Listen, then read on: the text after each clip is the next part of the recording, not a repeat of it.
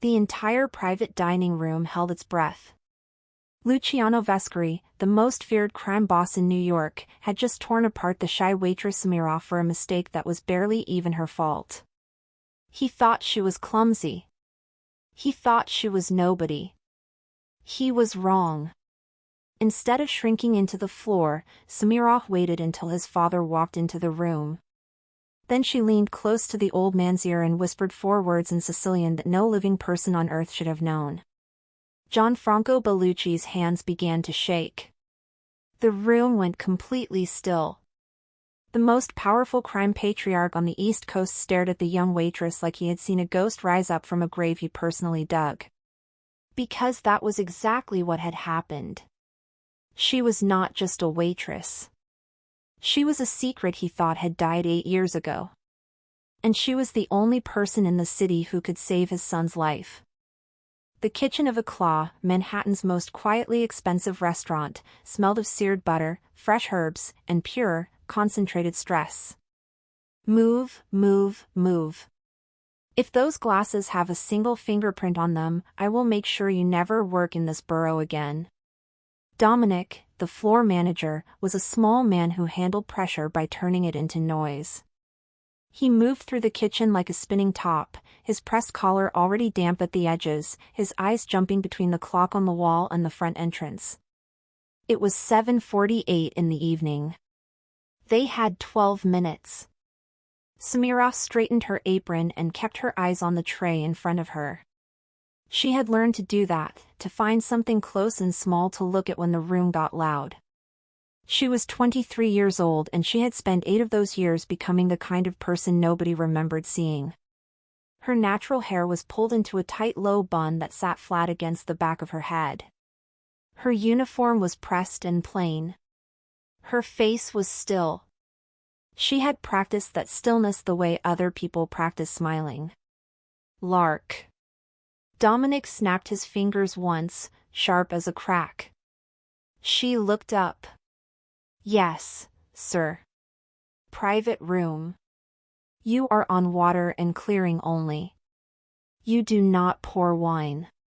You do not speak unless a guest speaks to you first. You do not make yourself noticeable in any way. Do you understand? Yes, sir. She paused. Who is the booking for? Dominic looked at her the way someone looks at a child who has asked why the sky is blue in the middle of an emergency. Vescari. Luciano Vescari and his father, Gianfranco Bellucci. They have taken the whole room. The bill will be somewhere north of $150,000. If you breathe too loudly in there, I will personally walk you out the back door. Samira's hands went still on the tray she was holding. Vescari. The name moved through her like cold water dropped into the center of her chest. She had heard it before. Everyone in New York had heard it, though most people were careful about where they said it out loud. The Vescari name was on the side of 3 construction companies, 2 shipping firms, and a foundation that donated to children's hospitals every Christmas. That was the part people were supposed to see. Underneath that was something nobody talked about at all. I understand, she said quietly. She turned back to the glasses in front of her and picked one up. Her fingers were not shaking, but only because she was holding the glass so tightly that there was no room left to shake. She was not afraid of the Vescari name the way the other staff were afraid of it. She was afraid of it for a completely different reason. The name Vescari pulled at something she had buried so deep inside herself that she had almost forgotten the shape of it. It pulled at memories of a warm office and a father's voice explaining numbers like they were music. Of a night that ended in darkness and running and never looking back.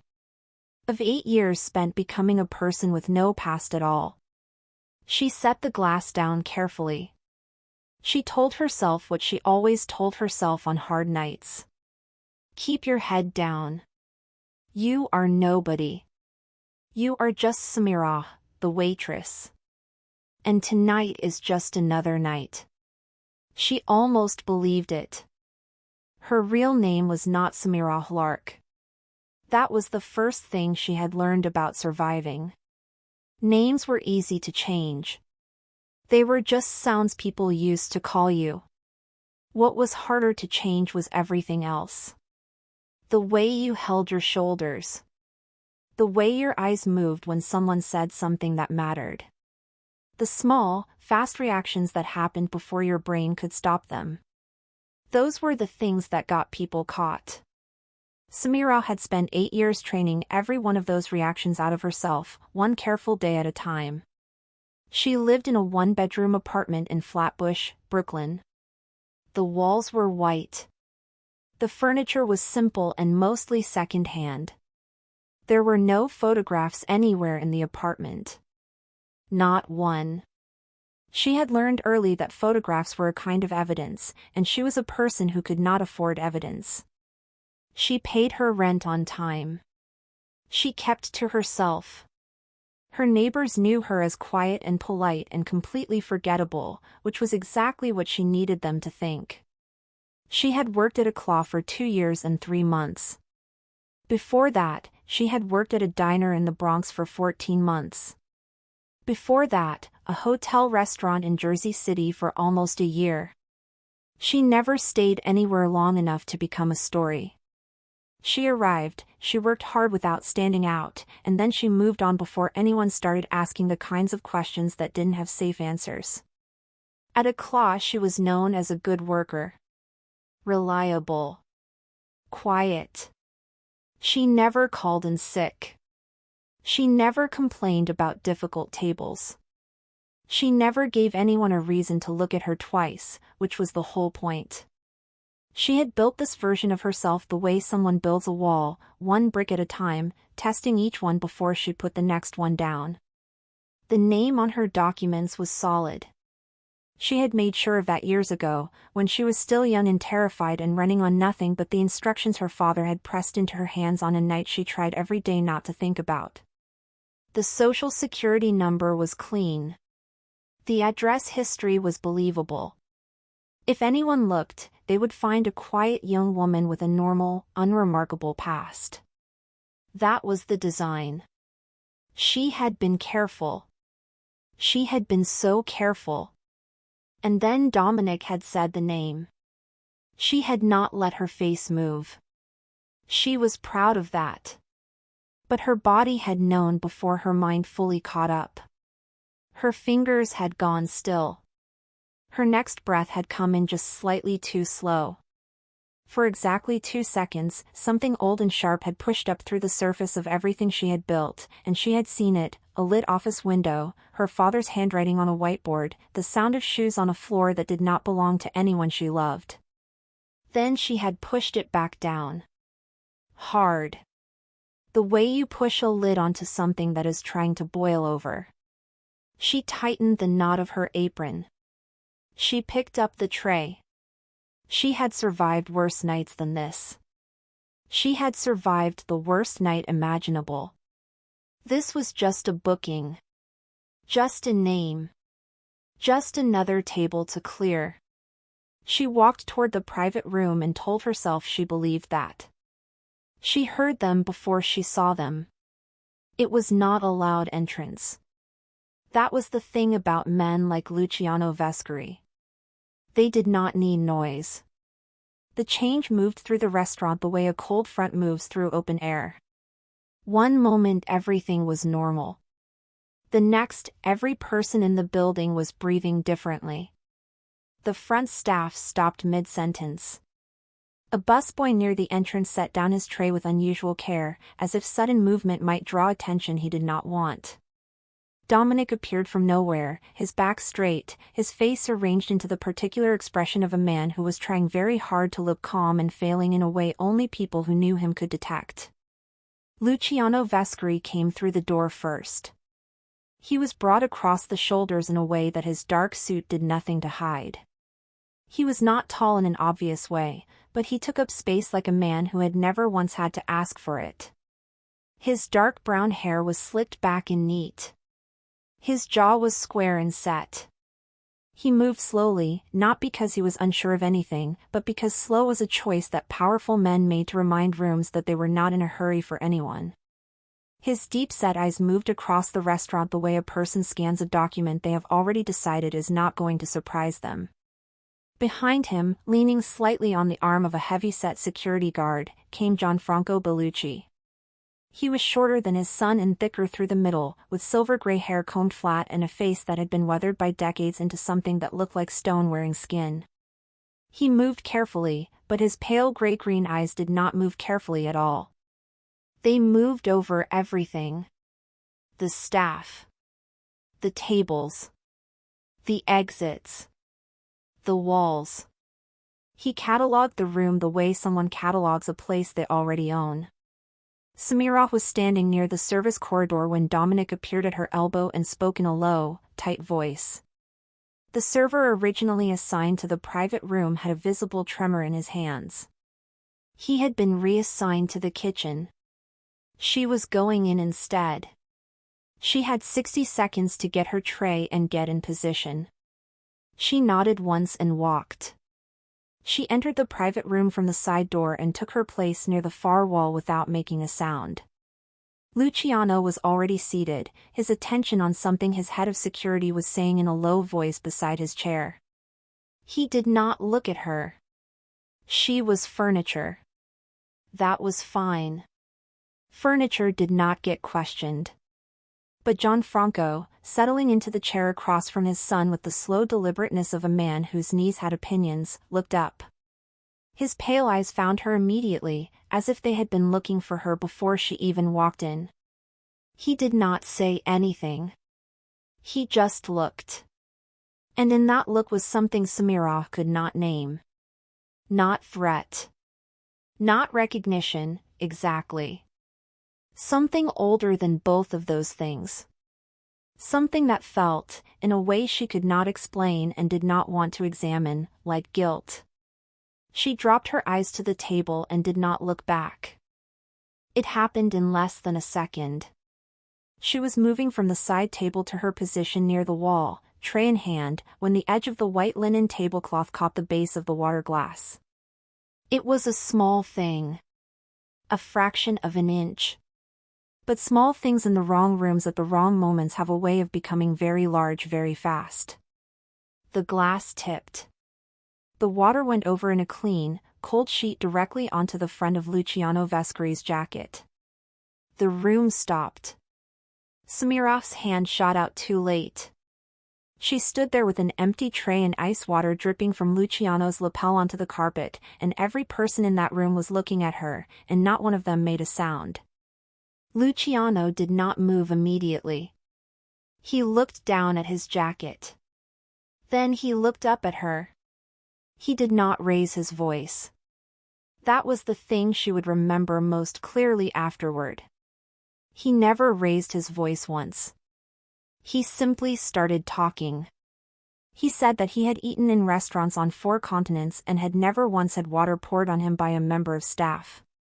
He said that the job she was performing was not a complicated one and that her apparent inability to carry a tray across a quiet room suggested a level of carelessness that was difficult to explain in a professional setting.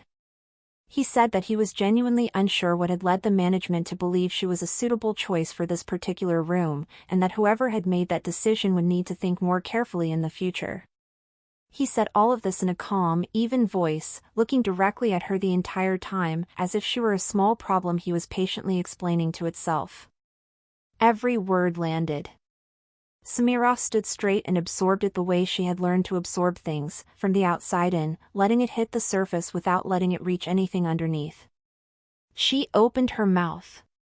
She said she was sorry. She said it clearly and without flinching. She was halfway through a second apology when a voice from the other side of the table cut through the room like a hand laid flat on a drum. Enough. Gianfranco did not say it loudly. He did not need to. The word had weight behind it, the kind of weight that comes from decades of being the person in the room whose opinion ended conversations. Luciano stopped. He looked at his father. Something passed between them that Smirnoff could not fully read, but she felt the shift in the air the way you feel a change in weather before the clouds arrive. Then Gianfranco looked at her. His pale gray-green eyes were steady and without expression. "Bring me water," he said. "Sparkling. With lemon." That was all. Smirnoff nodded and walked out of the room. The tension did not leave with her. It simply moved, settling into the walls and the silence like smoke that had decided to stay. The dinner service moved forward the way difficult things sometimes do, one careful moment at a time. Smirnoff had returned with the sparkling water and the lemon and placed it in front of Gianfranco without a word. She had refilled glasses when they needed refilling. She had cleared plates when the signal came. She had done everything right and made herself as small as possible doing it, and the room had allowed her to exist in it the way rooms allow furniture to exist, without acknowledgement. But Gianfranco kept looking at her. Not constantly. Not in a way that anyone else at the table would have noticed. It was more like the way a person keeps returning to a word they cannot quite pronounce. Brief. Returning. Thoughtful in a way that had nothing to do with the conversation happening around him. She was pouring his water near the end of the main course when he spoke. His voice was low enough that it belonged only to the two of them. "Where are you from?" Smirnoff kept her pouring hand steady. "Brooklyn," she said. It came out smooth and easy. She had said it hundreds of times. Gianfranco was quiet for a moment. "Before that." "Georgia," she said. That was the next layer of the answer, the one she kept ready underneath the first. He did not respond immediately. She was about to step back when he spoke again, still quiet, still aimed only at her. "Your hands," he said. "The way you hold things." He paused. "You remind me of someone." It was not a threat. She had been threatened before and she knew what that felt like. This was different. His voice carried something heavier than threat. It carried the specific, worn-down sadness of a man who had been carrying something for a very long time and was very tired of the weight of it. Smirnoff stood still. 8 years of careful living told her to step back. To smile politely. To say nothing and walk to the other side of the room and stay there for the rest of the night. 8 years of carrying her father's name in total silence told her something else entirely. She made the decision in less time than it took to draw a breath. She leaned down slowly, her lips close to the old man's ear, close enough that the words would go nowhere except directly into him. She said it quietly. 4 words. The phrase her father had taught her when she was small, the one he said belonged only to him and one other person in the world. La Señora recuerda. The ash remembers. She straightened up. Gianfranco's hands were resting flat on the tablecloth. She watched them begin to shake. Not violently. Just a slow, uncontrolled tremor that moved through his thick fingers like something had come loose inside him. The color left his face. He turned and looked at her. His pale gray-green eyes were wide and very still, and inside them was something she recognized even though she had never seen it on a man like him before. It was fear. And underneath the fear, looking up at her through 8 years of buried silence, was the unmistakable shape of guilt. She made it to the service corridor before her hands started shaking. She pressed her back against the wall and held the empty tray against her chest and breathed. The corridor was narrow and lit by a single overhead strip that hummed faintly. It smelled of clean linen and the faint ghost of whatever the kitchen had been reducing for the past hour. It was the most alone she had been all evening and she needed every inch of it. She had said the phrase. She had actually said it. 8 years. 8 years of silence and careful living and swallowed instincts, and she had leaned down and handed the most dangerous secret she owned directly to the man she had spent 8 years hiding from. She could not explain it fully even to herself. She only knew that his voice had sounded the way her father's journal entries had sounded when she read them alone at 17. Tired in a way that had nothing left to perform. She closed her eyes. She told herself to think. She told herself to decide what to do next. That was when she heard the voice. It was coming from the narrow alcove just past the linen shelf, where the corridor bent toward the back stairwell. Low. Male. Careful in the way of someone who believed they were not being heard. She did not move. She slowed her breathing and she listened. It was Marco Denaro. She recognized his voice from the table. He was the one who had laughed the most during dinner, the one who refilled his own glass and leaned back in his chair with the comfort of a man who felt completely safe in the room he was in. He was on a phone. The conversation was short and the words came in fragments through the bend in the wall. The route was confirmed. The car would pull to the east side exit as always. The window on the third floor of the building across the street had been cleared of obstruction.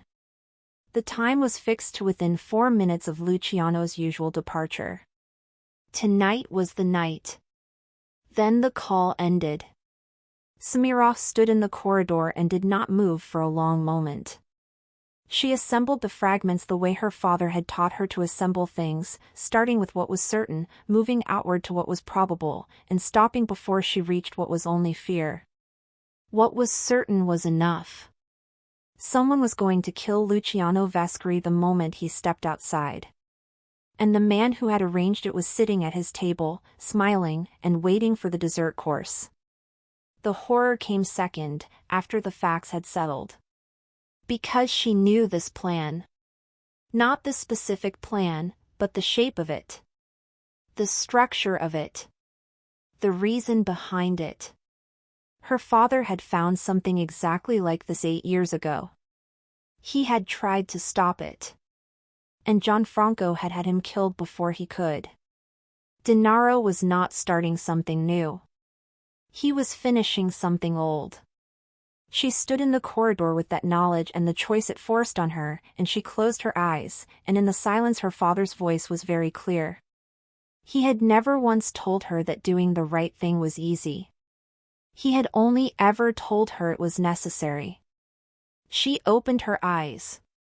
She set the tray down on the shelf beside her. And she started thinking fast. She did not have a clean plan. She only had a few minutes and the understanding that clean did not matter right now. What mattered was stopping Luciano from walking out of that east side exit. She moved back through the corridor toward the private room, thinking as she walked. She could not tell the security detail what she had heard. They would ask how she knew. They would ask who she was. The whole thing would collapse in the wrong direction before Luciano ever reached the door. She needed something faster and simpler than the truth. She spotted the catering cart near the bend in the hallway that led to the private exit. It was a heavy steel thing, fully loaded with the dessert service, plates and glasses and a tall silver coffee urn that caught the light. It was sitting exactly where she needed it to be. She waited. Through the wall she heard the shift in the room that meant the dinner was ending. Chairs moving. Voices lowering to the brief, clipped tone of men preparing to leave. She heard Dominic's anxious confirmation that the car had been called. She heard the security detail begin to move into position. She grabbed the cart and pulled it hard into the corridor junction directly in front of the exit door. Then she walked into it. The crash was enormous. The urn hit the floor first and the sound it made was closer to a gunshot than she expected. Plates followed. Glass followed. The cart itself tipped sideways and took a standing lamp and a small wall shelf down with it in a cascade of noise that filled the entire back section of the building. She went down with it, landing hard on her hands and knees on the floor among the wreckage. The security response was immediate and it was not gentle. 2 men had her by the arms before the last piece of glass finished rolling. She was pulled upright and pushed face first against the wall with her wrists held behind her back before she had fully processed that she was off the floor. Someone was shouting into an earpiece. The exit was blocked. The protocol had shifted. Through the wall she heard the group being moved back into the private room. Luciano was not outside. The window had closed. She stayed still against the wall and breathed. The corridor went quiet in the tight, coiled way of a room full of armed men waiting for instruction. Then she heard footsteps. Measured. Unhurried. Luciano came through the door and stopped. He looked at the wreckage on the floor. He looked at the two men holding her against the wall. Then he looked at her face, and she turned her head enough to look back at him. His expression did not change. It gave nothing away. He simply looked at her the way someone looks at a problem they have not yet decided how to solve. Behind him, moving through the doorway with slow and certain steps, came Gianfranco.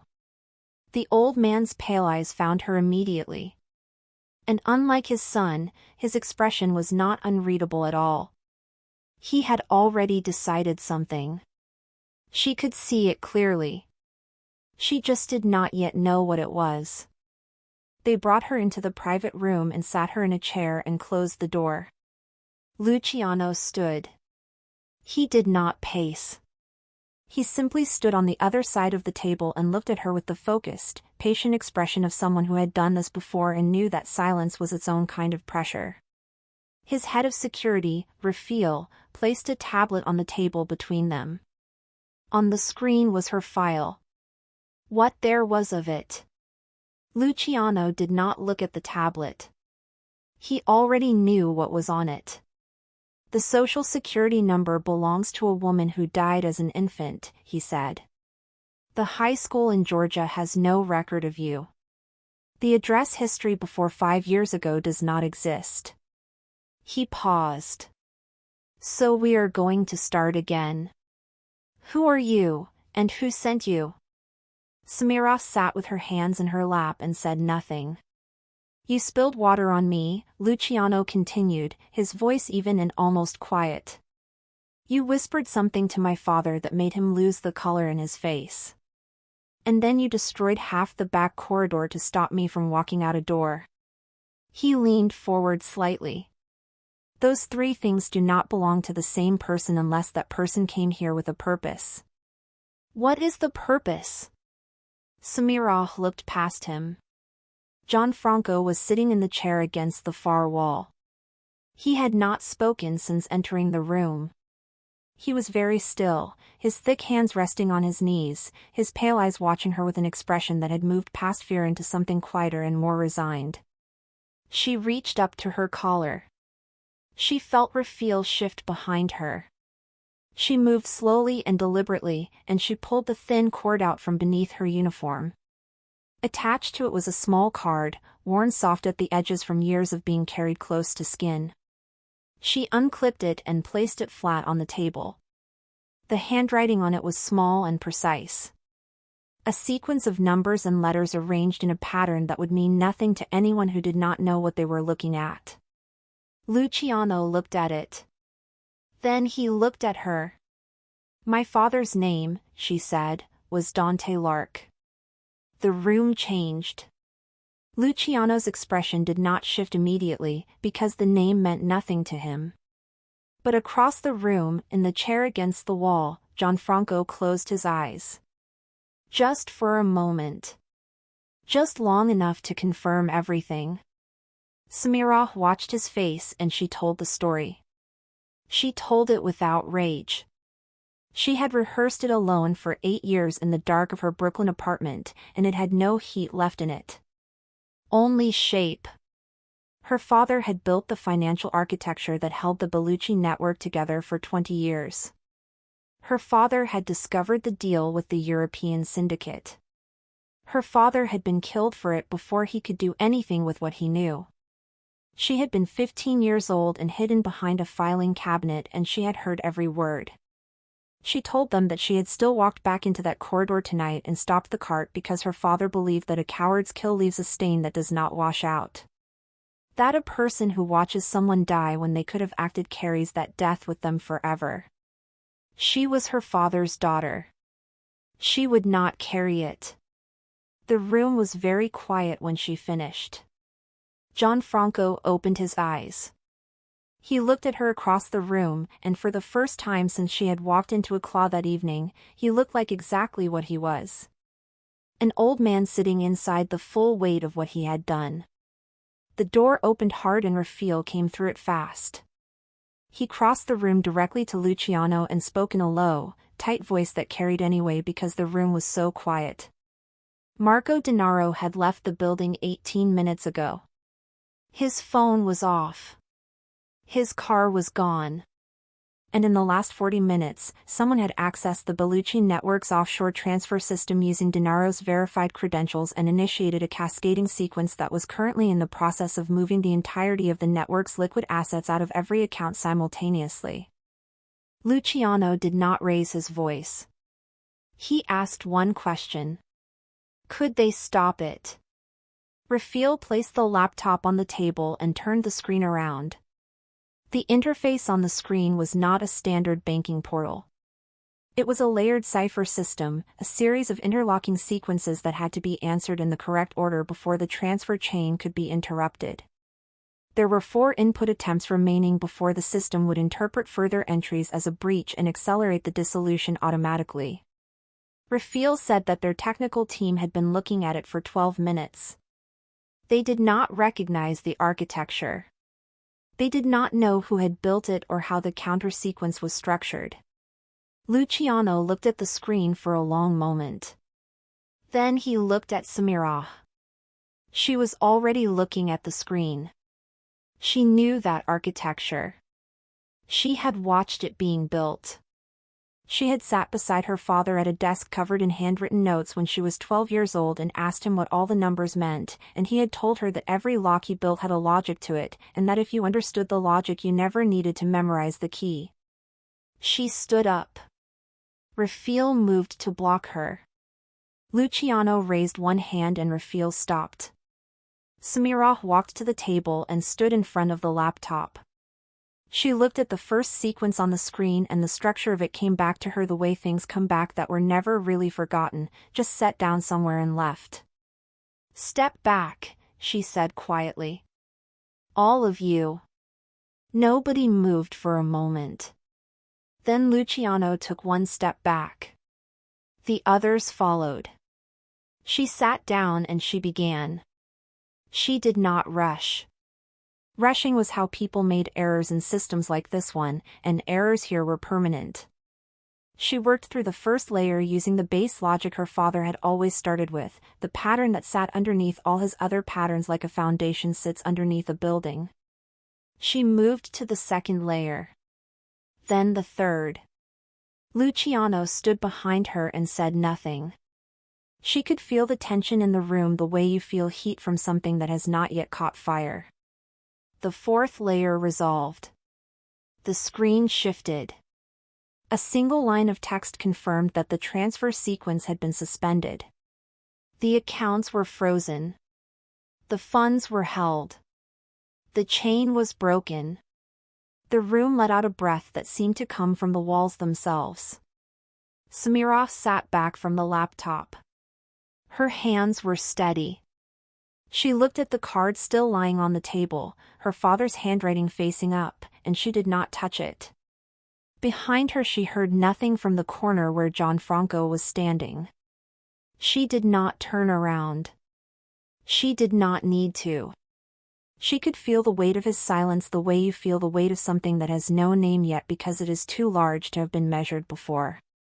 The debt that existed in that room now had no bottom to it. And everyone present knew it. The room stayed quiet for a long time after the screen went still. Luciano stood in the center of it, between his father in the corner and Samira at the table, and he looked at both of them in turn with the expression of a man who had just understood the full shape of something and was taking a moment to hold it before he spoke. Then Gianfranco moved. He came forward slowly, the way he did everything, with the careful weight of a man whose body had been carrying too much for too long. He stopped in front of Samira. She stood up from the chair and faced him. She did not step back. He looked at her for a long moment. His pale gray-green eyes moved over her face the way they had moved over it all evening, searching, placing, recognizing. Up close she could see every line that the years had pressed into his skin. She could see that his hands, hanging at his sides, were not fully steady. He did not say he was sorry. She had not expected him to. Men like Gianfranco Bellucci were not built for apology the way ordinary people were. The architecture was simply not there. What he did instead was say her father's name. He said it quietly, with both syllables given their full weight, the way you say the name of someone at a grave. He said it like a man confessing something to the ground. And in the way he said it, in the particular exhaustion and the particular sorrow of it, was everything that an apology would have held and could not carry. Samira did not respond. She simply stood and received it, and let it mean what it meant. Luciano turned to Raphael and the other men standing along the wall. His voice was quiet and it was final. He said that Samira Lark was under his direct personal protection effective immediately. He said that she was not to be touched, followed, questioned, or approached by anyone connected to the organization without his explicit authorization. He said that anyone who failed to understand that clearly was welcome to test it and find out what happened next. He was looking at his father when he said the last part. Gianfranco said nothing. He simply turned and walked toward the door, and the men parted to let him through, and he was gone. The room emptied after that, slowly and without drama, until it was only Luciano and Samira and the laptop and the card still lying on the table. Luciano looked at her. He told her she was not going back to Brooklyn tonight. Not to the white walls and the second-hand furniture and the apartment with no photographs. He told her the debt was real and that he was not the kind of man who left real debts unpaid. He told her that he intended to honor it in full, starting now, and that she was going to let him. Samira looked at this man. The son of the family that had taken everything from her. The man who had humiliated her in front of a room full of people 6 hours ago and who was now standing in front of her asking her to stay. She thought about her father's voice in the corridor. She thought about 8 years of white walls and practiced stillness and the name she had worn like a costume over the real one. She picked up the worn card from the table and held it in her hand. Then she stayed.